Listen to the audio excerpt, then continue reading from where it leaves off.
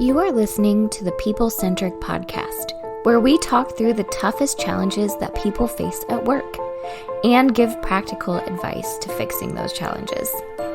Thanks for joining our movement to create workplaces that are happier, healthier, aligned, and empowered by putting people at the center of all that we do.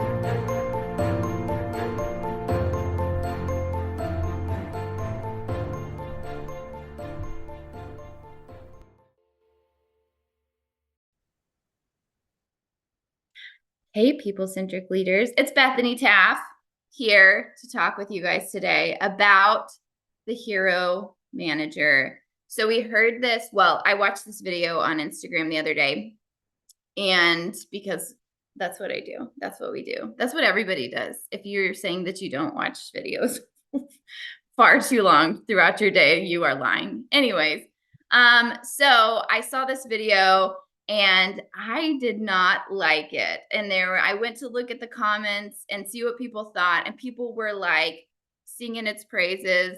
So we're going to play the audio for you. We'll link to it too. And then we're going to talk about it a little bit here. So hang on.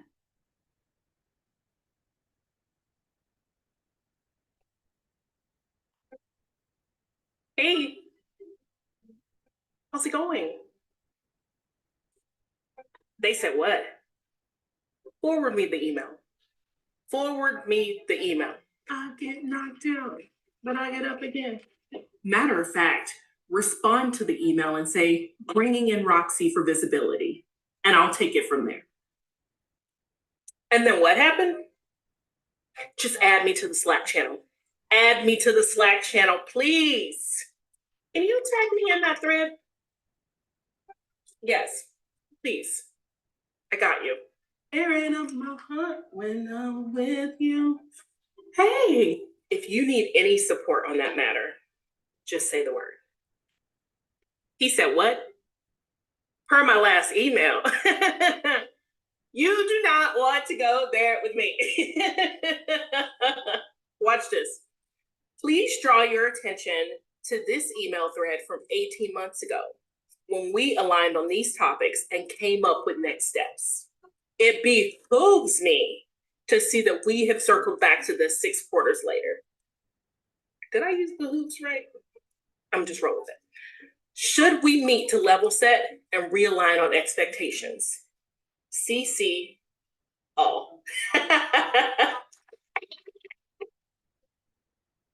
Hey, how's it going? Anyways, you get the idea of what we're talking about here. So we're going to talk about this. Stephanie, do you want to share? I know that we were talking about this before, and you had some stories to add to this topic. Yeah. I think this one hit home for us because we have met this manager before. So this isn't just like a funny video on the internet. This is a person that I think our team has interacted with before, and not a singular person, right? But I think we've seen managers like in our time and in our work, or maybe in our past work lives, who have acted this way, and they are the hero. And what we mean by that, and like what you heard in that video, and we'll put the link in the podcast as well. So if you want to go and watch it, because I will say kind of some of the physical comedy of this content creator is great. And so to be clear, we're not slamming her, but just talking about that this idea of the hero manager is not always helpful to a team. And so we've seen this many times before and it typically happens when there's a younger team or a less experienced team that has a manager who is sometimes, but not always, a millennial who is like, hey, I am going to go to bat for my team and I'm going to defend them. And we start seeing them do things like this of like, oh, just forward me the email and I'll respond for you, or copy me in, or do this, or, oh, I'll go talk to them for you. And they jump in and they save the day. But is that actually helping the team? And so that's what we want to talk about with this episode. So in addition to me and Bethany, we've also got Diana and Philip with us to jump in to talk about, like, where have we seen this hero manager mindset pop up, and maybe we can talk about kind of like, where do we think some of that comes from? Because this video specifically is targeted to millennial managers. And then like, kind of, when should you and when shouldn't you as a manager do this? Yeah. I'm a millennial. I'm an old millennial, so maybe I don't count. Well, I think it's elder. We're elder millennials. Geriatric millennial is the Okay, term. that one I don't like. And I don't appreciate it. So we're not going to use it. But yeah, I'm an older millennial, and part of me is like, yes, I want this in my leaders. I want this in my managers. I want my managers to like root for us, because I feel like when we were coming up, our managers and leaders didn't necessarily root for us. They were kind of like, we'll throw you in the deep end and see what happens. Hope the sharks aren't there today, and just sort of let us be. Right. And so part of me is like, I wanted that manager that would swoop in and be like, no, my employee is great. Right. But usually my manager would swoop in and be like, well, yes, of course we can give you that discount. My employee is a moron, even though like I had zero authority to give the discount. Right. Like that happened to me so many times in retail that I cannot count them. So I feel this in my bones that I want this manager. I want this like superhero thing. And then also, I think it comes from a place where we growing up didn't have that. I think it comes from that, like, we didn't have the support. So I think I want to talk through like, yes, we want the supportive manager, but also we don't want this much support. So I think there's a balance. But anyway. Totally agree with that. And I think, yeah, like, of course we all want to be supported at work. And if there's really something going wrong, like, of course we want our leader or our manager to have our backs. And so just to Diana's point, to just say it really clearly, of like, we're not talking about just like managerial support in general. We're talking about like this hero manager mindset of just like, just bring me this and I will fix all of your problems. You just sit back, don't lift a finger. I will do it all for you. And I think that is the mindset that this video is portraying, I think with some humor, right? I think there's a little bit of satire there. But it's portraying that of this, like, you as a manager, you step in and you are that for your employee, versus like, I'm here to support what the employee does. It's no, I'm doing it for them. And I think that's where this starts becoming unhelpful for that. And I agree too. I think it's not a uniquely millennial manager thing, but I think we see so much more of it with millennial leaders.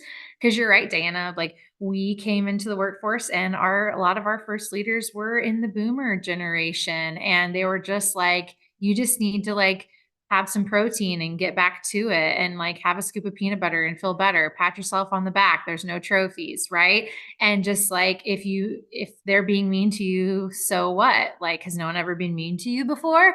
And so we heard some of those type of messages.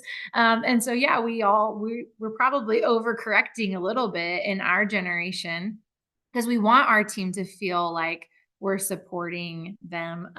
Philip, I'm curious, and not to just, we're going to out everybody's age in this episode. Philip would be on the baby millennial side of the spectrum, or elder Gen Z, of like, do you feel like you've seen this, or how do you see this show up from your seat?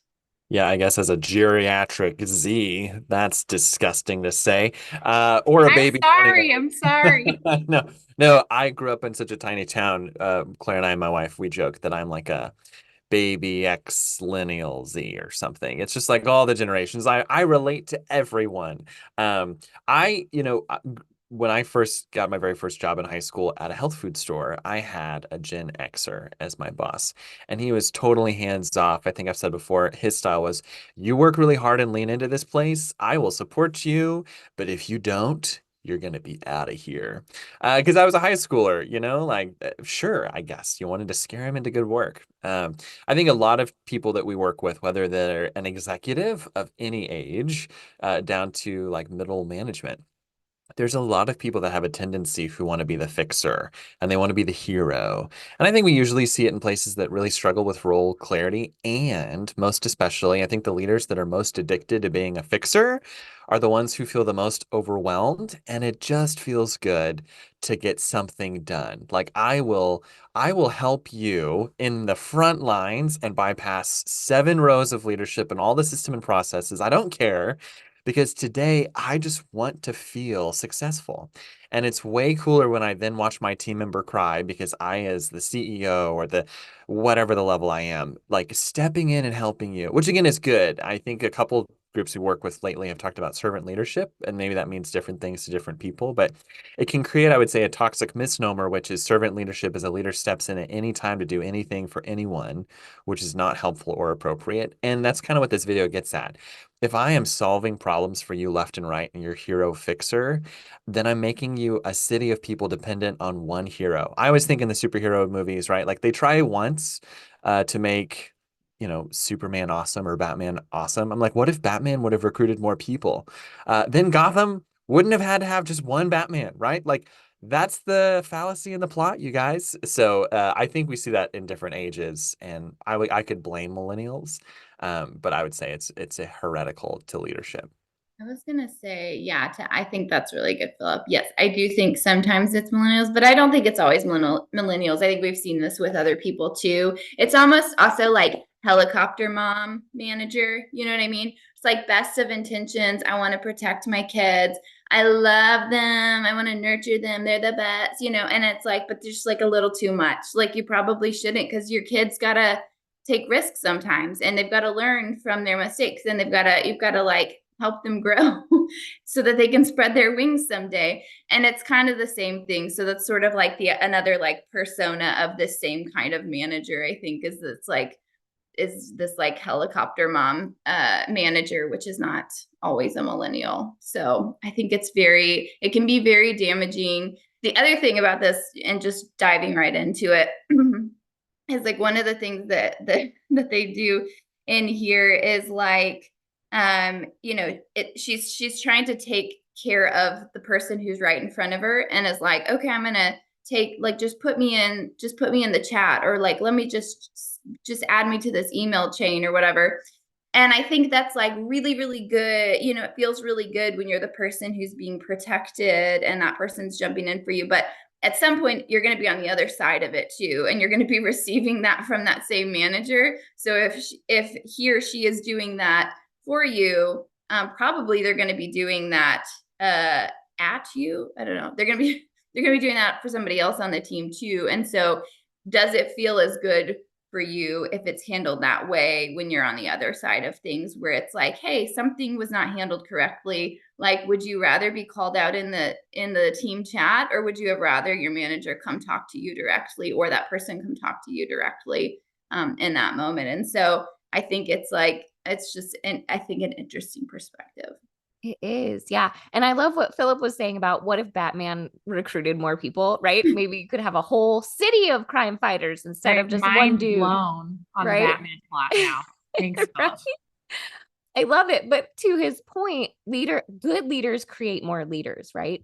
And by fixing this or doing this for people, you're not creating more leaders. You're not teaching people how to handle the situation on their own. And are there situations that should not be handled by yourself? Yes.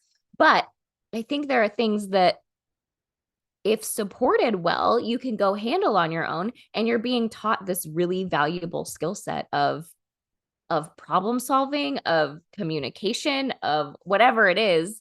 And I love the concept of recruit more people, like be more Batmans, right? Don't just make Batman do it himself. Batman and Alfred were probably very stressed out. There was too much in their lives. It was too many crime fightings. I love that. And Alfred was a boomer. And I think at this point, Batman is Gen X, maybe looking for Gen Z millennial, right? So this applies. That's who Robin is, I guess. Robin's a millennial, and Gen Z's not even in the story yet. So room for growth in all areas. Oh my goodness. Yeah, seriously. That's great. That's probably going to be our new analogy of like more Batmans. We need more Batmans at the table. But it's so true. And I think Diana and Bethany both made such good points of like why this strategy doesn't work. Because to Bethany's point, it's really short-sighted. And I like that you brought up, Bethany, that like a lot of times this manager is just thinking so in the moment that they're not then thinking about like, how does this strategy in managing people this way actually play out with everyone on the team? And will there be a point where I have to maybe inadvertently or accidentally use this strategy against the person that I just tried to help? Because if it's like, oh, well, doing this for everyone is fair, well, then there's a certain point where you're going to have to use the same trick on somebody else that you've already helped them with. And then that feels really terrible for the team and for those people. And it just, again, it's so short-sighted as a strategy because then it doesn't also think of like, are there sometimes long-term consequences to doing it this way that like, yeah, what if you jump in the chat and then all of a sudden like your bosses and leaders and stuff are above that and they don't like being spoken to that way. And there could be some real consequences to that. I think the other big consequence and why this strategy doesn't work, and this is what I think you all are touching on, is that it's really disempowering to that employee.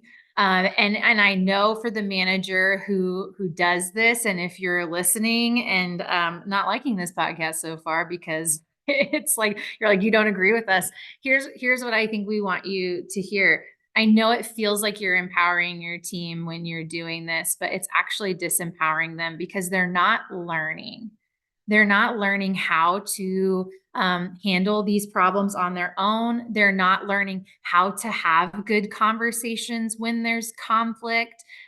They're not learning how to appropriately like circle back and point to past decisions or point to past deadlines.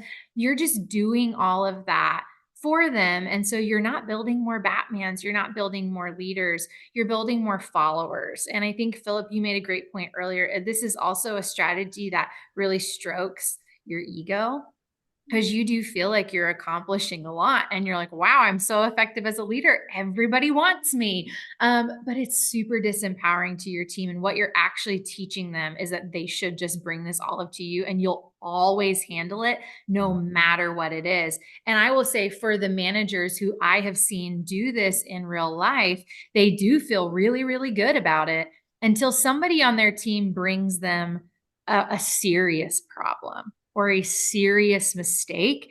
And then all of a sudden they're like, oh crap, like I can't have this employee's back in this, or I can't defend them. And then all of a sudden, like the lake starts crackling all over and the whole thing kind of falls apart because again, you've not taught employees how to actually fix mistakes, how to actually communicate well, how to solve problems. And so then what happens is I think a lot of times employees start just like waving off problems like, oh, that's not that big of a deal. That's not big of a deal. Or they feel like, oh, I can make any mistake and Stephanie's just going to have my back. And in reality, like that's not true.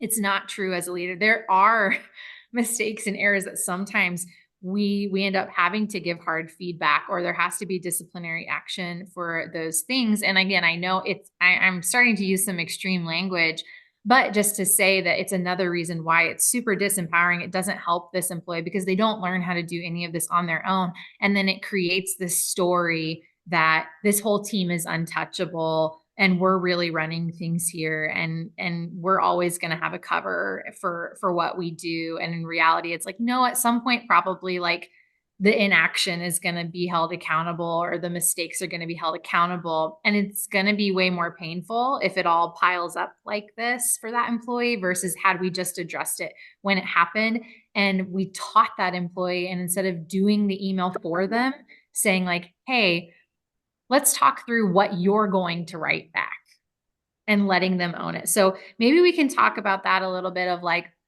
if you're a manager who's in this space, like what are some things you could do instead? And maybe let's give some language to people of like, instead of jumping in and doing it for them, like what could you say instead? So I want to give some language that I think this contributes to and kind of talk about that for a minute. So I think this type of like hero mentality contributes heavily to what we call a culture of blame. and you're blaming others, right? I'm going to blame this person. I'm going to jump in and blame this thing. And I'm going to like push it on other. There's too much drama around it. I think it's a culture of blame. Instead, we want to move to a culture of accountability where we blame a process, right? This thing broke here. This wasn't good here. We don't have the right communication here. Instead of blaming a human, it's a error in the way that humans work, right? And so I think that this sort of hero mentality, this sort of like savior mentality tends to lead towards a culture of blame. And to get rid of that, you have to start thinking about things as not saving a person, but fixing a process. And you have to start thinking about why did it break down and where did it go wrong, instead of who did this and who can I jump all over, right? It's more of I have to figure out why it's broken and where it broke down, not who broke it. And I think that is a much healthier response to the situation. That's so solid. In the video, there's the example. I think she says, for transparency, just say, for transparency, pull me in, which is very much in line with that blame styled language, right? I think that's something very dangerous in using that wording of transparency. I think a lot of people we work with, one of the most loaded words it tends to be when people talk about communication is just that word, transparency, because it's often used, if we're speaking of it as a value, like, oh, we're very open around here and everybody knows everything. But it's usually then used like a weapon like that, like, oh, well, let's have some transparent conversation. Oh, loop someone in for transparency, which usually is more about blame than actually accountability in a process, right? And so I love that you shared that. I think in line and in scope also with this idea of accountability is if you're using language like if you're the leader and people come to your team, come to you or a team setting, and your initial responses are just the words "I" coming out of your mouth. One, you're probably not listening, and two, you are then the solution, whether it's your thought, your own experience, whatever that might be. So a leader that uses "we" or the pausing question. We have many episodes where we talk about that. That's usually, I think, helpful. Like, put it a little bit more back on them. And the example we had, every time there's a problem, I can help you. I can message them. It's just, oh. So if you use "I" a lot, that could be a yellow flag, and say "we" and ask more questions more often. Yeah, I think that all of these are really good points. I just think that this type of manager is intending to solve problems, but actually ends up creating more conflict on the team because people don't know how to communicate with each other. And honestly, I think while it might work for a while, I think eventually the team is probably going to stop coming to this kind of a manager because they're going to recognize like, oh, I've gotten in trouble because of this before. And I've been called out in front of the team, and that doesn't feel safe for people. And so eventually it's going to circle back around. And I think it's actually going to prevent open communication at some point, which is, I think, not what this manager is trying to do. I think they're trying to solve the problems and create accountability, but that's not effectively what's happening. And then I think as a manager too, if we go back to the sort of like helicopter parent side of it too, like when I think about parenting my kids through conflict, and I don't do this right all the time, I'll just admit that. But when the kids come to you and they're fighting with their siblings or their friends or whatever, it's like, ideally I'm able to ask the first question of like, well, what have you tried already? What did you say? What did you do? And I think that that's the first place to go as a manager, is to ask about the situation. What have you already tried? What conversations have you had? Did you ask them that question? Did you try to find clarity on this?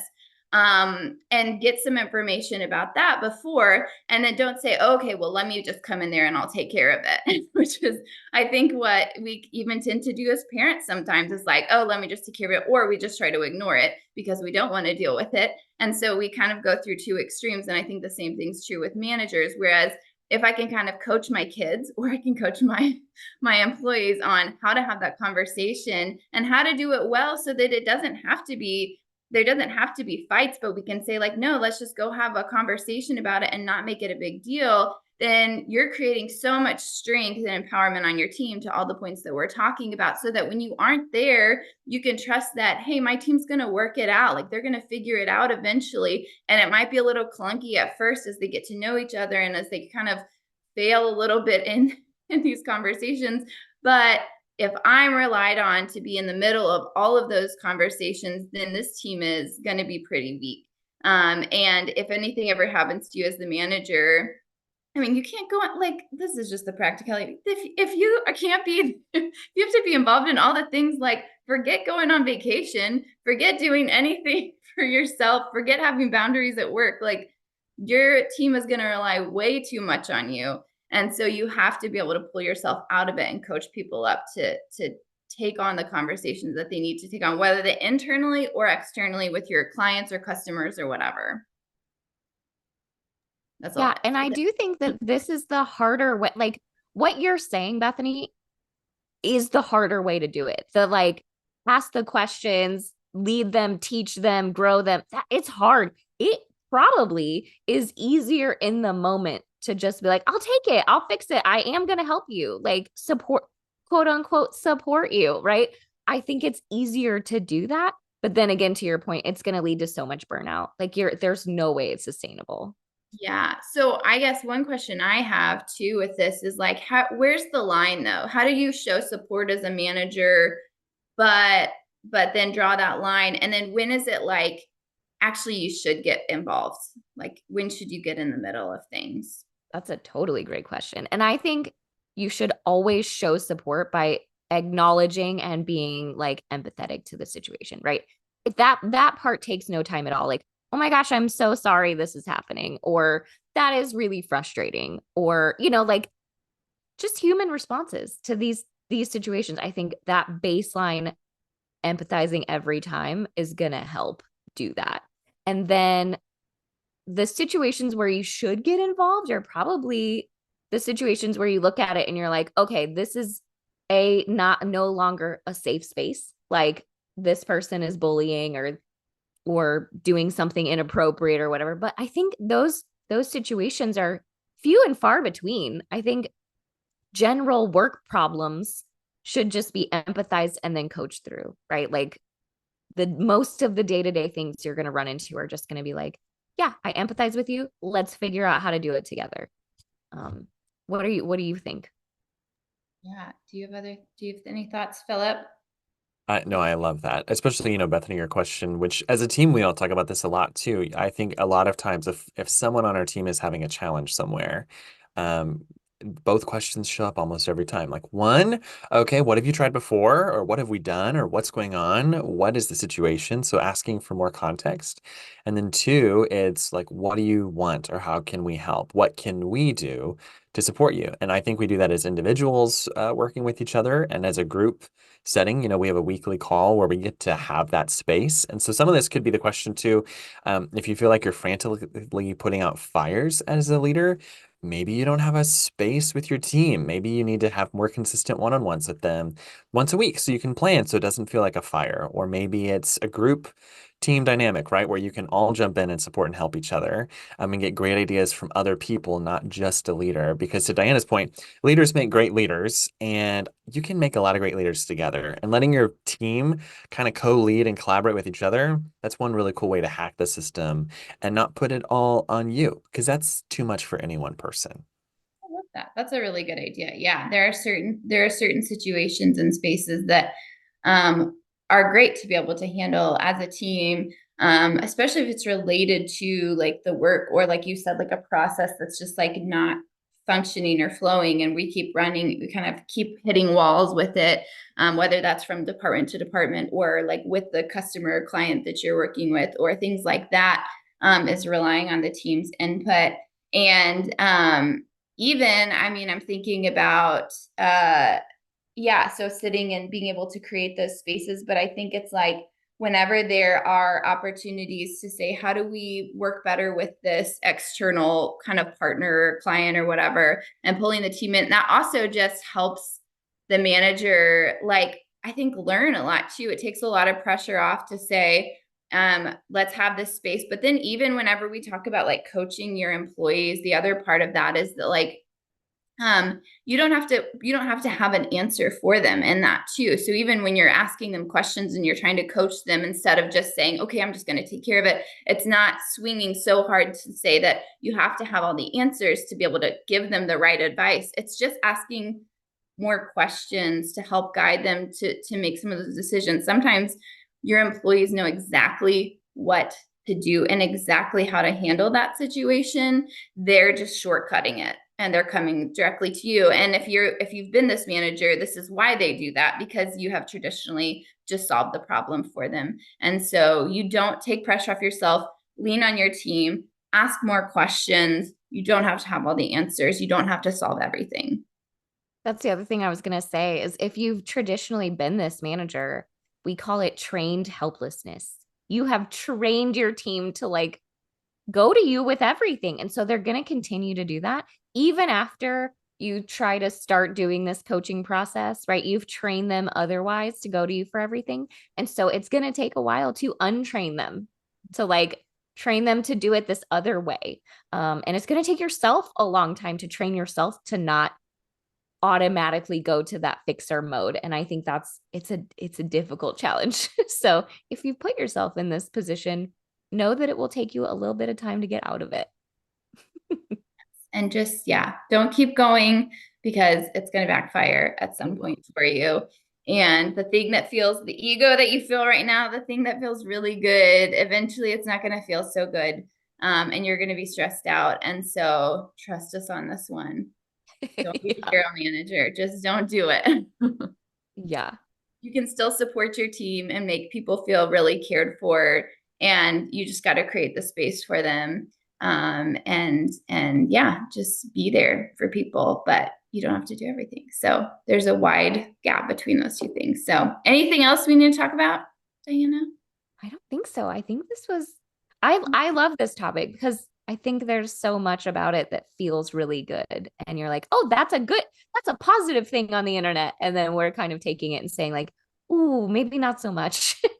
Miss the mark just a little bit. Yeah. Good in concept, right? Right, exactly. Yeah. So we'll link this video if you haven't seen it. It's funny, but yeah, I searched the comments looking for like, is anybody saying anything?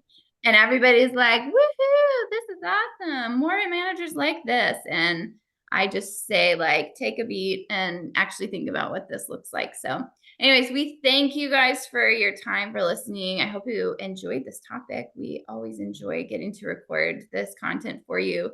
And we love to hear ideas from you too. So send us more ideas, reach out to us if you have questions, or we're real people. So if you just have a question about work that you're like, I don't want them to do a whole podcast on it, but I just need to ask some questions. Hey, send us an email. We would love to answer that for you. Okay. So, all right. Well, have a great day. Thank you for listening to the People Centric Podcast. We are so grateful for you joining us every week. If you like this content, please like and subscribe. Also, feel free to share on your social media with everyone that you know. It really does help us. If you would like to contact us, I have put our information in the show notes. Please reach out anytime. We love hearing from you. We will be back next week with a new topic. Until then, be well and lead well.